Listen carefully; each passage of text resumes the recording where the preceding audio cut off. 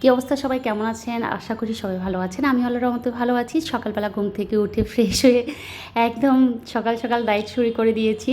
আসলে প্রতিদিনই একটা ডায়েটের চার্ট বাসায় থাকে। সেটা যারা ডায়েট করে তাদের জন্য ঠিক আছে, সবার জন্য না। তো আমি যেহেতু সকালবেলা ১ গ্লাস পানি, ২টো ডিম আর দুধ চা তো আমি অফ করতে পারি না, যেটা শখের জিনিস। চিনি ছাড়া দুধ চাটা খেতে চাই, বরং পারি না বিধায় আমি সুইটেক্সটা ইউজ করছি। তো সুইটেক্স ইউজ করার মাঝে কোনো ভুল আছে কি না, সুইটেক্সে আসলে কতটুকু চিনির পরিমাণ আছে আমি জানি না। যদিও আমরা যারা ডায়েট করি তারা চিনিটা না খাওয়াটাই বেটার, কিন্তু আমি চিনি ছাড়া চাটা অন্তত খাইতে পারি না। সব কিছু খাইতে পারলেও চাটা আমার জন্য একটু কষ্টকর। তো এদিকে হচ্ছে ২টো ডিম, তো ডিম সিদ্ধ করে নিয়েছি আমি। মাঝে মাঝে হচ্ছে একদম যখন ভালো করে সিদ্ধ করে তখন একটার কুসুম খায় আর একটার কুসুম খায় না। তো এদিকে হচ্ছে আজকে যে ডিমটা সিদ্ধ করা হয়েছিল, দুটোটা ডিমই ছিল একদম সফট টাইপের। তো আমি হচ্ছে মাঝে মাঝে যে কুসুমটা আছে অল্প অল্প রেখে দিয়ে বাকি হচ্ছে বাইরের যে সাদা অংশটা আছে ডিমের, ওই অংশটা খাচ্ছি।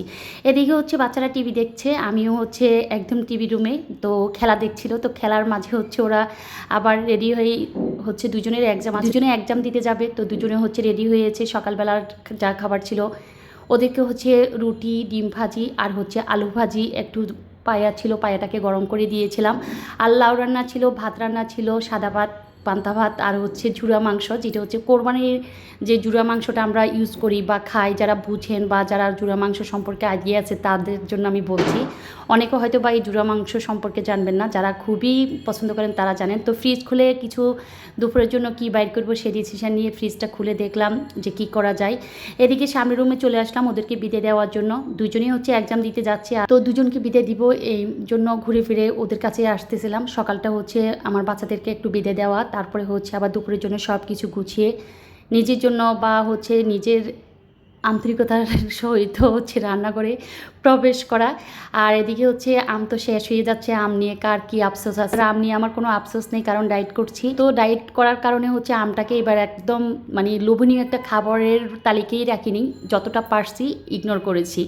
কারণ আমটা এতটা ওয়েট বাড়ে প্রত্যেকবার আমের সিজনে হচ্ছে, যে যতটুকু ওয়েট বাড়ে ততটুকু ওয়েট কমাতে গিয়ে আমাদের লং টাইম ডায়েটটা নিয়ে অনেক যুদ্ধ করতে হয়। তো আসলে এটা যারা ডায়েট করেন তাদের জন্য একটু শেয়ার করা। তো এদিকে হচ্ছে দুপুরের জন্য কী রান্না করব সেই ডিসিশানে বারবার রান্না করে ঢুকছি। পায়ে রান্নাটা একটু আছে দুপুরের জন্য, ঝুরা মাংস ছিল, এগুলোকে সকালে গরম করে দিই, এগুলো রেখে দিলাম। দুপুরে গরম করে দেওয়ার জন্য লাউ রান্না আছে। কাঁঠালি বিচিটাকে সিদ্ধ করে উপরের ফলেরটা ফেলে দিয়ে তারপর কাঁঠালের বিচিগুলো ওকে করে রাখছি দুপুরে ভর্তা করার জন্য। আর কাঁঠালের বিচি ভর্তা আমি দেখলাম যে সবাই অনেক বেশি পছন্দ করেন, কারো অপছন্দের এমন না। আর রূপচাঁদা মাছগুলো লাস্ট, এই রূপচাঁদা মাছগুলোই আছে, এগুলোকে শেষ করলে আমার বাসার রূপচাঁদা মাছ শেষ হবে। এবারে রূপচাঁদা মাছগুলো এতটা পিচি পিচি ছিল, আমি সবার সাথে শেয়ার করেছি যে কি করব না করব ডিসিশন নিতে পারতেছিলাম না রূপচাঁদা মাছ নিয়ে। কারণ রূপচাঁদা মাছ ভাজি করলেও কেমন জানি ছোট্ট তো শক্ত শক্ত হয়ে যায়, খেতে ভালো লাগে না। মানে অল্প একটু মাছ পাওয়া যায়, আবার রান্না করলেও এটা ভেঙে চুরে যাবে। তো সব কিছু মিলিয়ে আবার শেষও করতে হবে এই ধরনের মাছ। তো গ্রাম থেকে পাঠিয়ে যদি কিনে মাছ খাওয়া লাগতো হয়তো বা এই মাছটা কিনতাম না, যে এত ছোট ছোট রূপচাঁদা না কেনাটাই ভালো। তো এদিকে হচ্ছে পুরো বাসাটাকে পরিষ্কার পরিচ্ছন্নতা করছে, বাসার কাজ। আর যেদিন মেহমান থাকে না আসলে বাসাটাও ফাঁকা ফাঁকা মনে হয়। মেহমান থাকলেও বিপদ, না থাকলেও বিপদ। মেহমান থাকলে চিন্তা করি যে এই রান্না করতে হবে, হুলুস্থুল একটা কাণ্ড কারখানা পড়ে যায় বাসায়। আমার জন্যই একটু প্যারা হয় যে দৌড়াদৌড়ি করে রান্না করা, সবার জন্য সব কিছু শেষ করা। আবার মেহমান না থাকলে হয় কি, মনে হয় যেন বাসায় কোনো কাজ নাই, একাকিত্ব লাগা। কাজ করতে করতে আর মেহমানদারি করতে করতে আর মেহমানদেরকে আপ্যায়ন করতে করতে এমন একটা অবস্থা, মনে যেন মেহমান থাকলেও বিপদ, না থাকলেও বিপদ। এই সূত্রে বলি যে মুরব্বীরা থাকলেও বিপদ, না থাকলেও বিপদ। থাকলে মানে ভয় পায়, না থাকলে খারাপ লাগে, এমন একটা কথা। তো এদিকে হচ্ছে একটা পার্সেল ওপেন করছি সবার সাথে। যে পার্সেলটা ছিল আমি অনলাইন থেকেও অর্ডার করেছিলাম। আর অনলাইনের জিনিস হচ্ছে কি একটু সবসময় আমি ডেলিভারি ম্যানকে দাঁড়িয়ে রেখে যে আমি যেভাবে চেয়েছি বা যেরকম নিতে চেয়েছিলাম সেম আছে কি না দেখে তারপর ওনাকে বিদায় করি। আর এতটা প্যাকেটটা এতটা মানে স্ট্রংলিভাবে ওনারা করেছে, ভিতরে যেহেতু প্রোডাক্টটা ভেঙে না যায় সেজন্য এতটা সুন্দর করে প্যাকিং করেছে। প্যাকিংটি আমার কাছে মানে খুব ভালো লেগেছে। অনেক সময় প্যাকিংয়ের কারণে অনেক পার্সেল হচ্ছে আমি অনলাইনের থেকে নিয়েও ওনাদের কাছে আমি মানে ব্যাক করেছি যে এইটা আমি নিব না, ওনাদেরকে ছবি দিয়েছি, ওনারা আবার ব্যাক নিয়েছে। তো এটা হচ্ছে আসলে আমার বাসার দুটো স্টার্ন নিয়ে হয়েছিল। তো স্টার্নগুলো আমাকে এক আফু গিফট করে, আমি মনে হয় যে কোনো একটা ব্লগে শেয়ার করেছিলাম। জাস্ট এই স্টার্নে কী দিব ভেবে পাচ্ছিলাম না, চিন্তা করছিলাম কি করা যায়, কি দিব, দিতে মানে খালি খালি লাগছে লাগানোর পরে। পরে আমার কাছে মনে হলো যে এই এগুলো হয়তো বা আমাদের যে একদম মানে ছোটোবেলার যে শৈশবের কথা বলি, আমাদের গ্রামের বাড়িতে বা দেশের বাড়িতে দেশীয় যে প্রোগ্রামগুলো হতো, যে বিয়ে বাড়িতে ম্যাক্সিমাম এই ধরনের এগুলাকে হ্যাজাক লাইট বলে। আমার কথার সাথে যদি মিল থাকে অবশ্যই আমাকে বলবেন যে আমার কথাটা ঠিক আছে কিনা। আমরা যখন ছোট ছিলাম তখন যদি কোনো বিয়ে বাড়িতে যেতাম, রাতের বিয়েগুলোতে এসব হ্যাজাক লাইটের মাধ্যমে কিন্তু আলো দিয়ে কেরোসিন ঢুকিয়ে তারপরে হচ্ছে এটাকে ভিতরে একটা জালির মতো কী জানি থাকতো, তো আলো দিয়ে তারপরে হচ্ছে পুরো বিয়েটা কমপ্লিট করতো রাতের আলোতে। মানে তখন তো মফস্বল এলাকাতে কারেন্ট ছিল না, সোলার ছিল না, বা হচ্ছে হারিকেন বাতি বা কফি যেটাই বলেন না কেন, এগুলো দিয়ে হচ্ছে দেশের বাড়িতে সবাই সব কিছুই মানে বিয়ে বলেন আর সব কিছুই রাতের বেলা এভাবে থাকতো।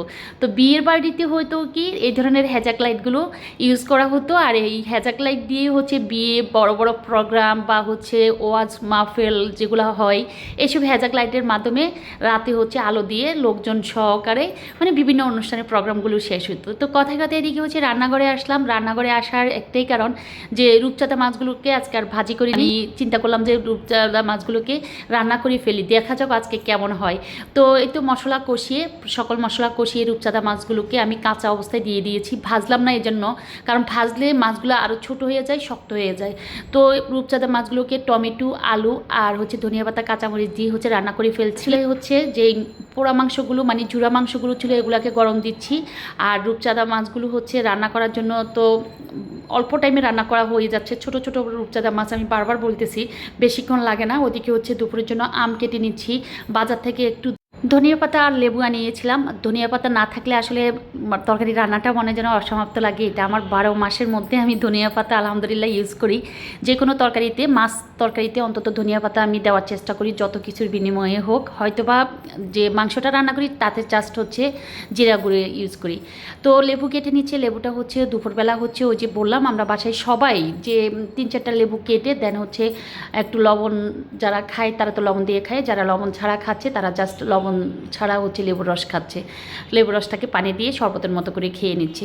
তো লেবু কেটে নিচ্ছে। লেবুর দামগুলো রিসেন্টলি একদম কম আছে, আজকে হচ্ছে 15 টাকা করে আনছিল, একদম 5 আলি 6 আলির মতো লেবু নিয়ে আসছে। লেবুগুলো এতটা সতেজ দেখে ভালো লাগছিল, লেবু দেখে যে আরও রসালো ছিল লেবুগুলো, ভালো লাগলো।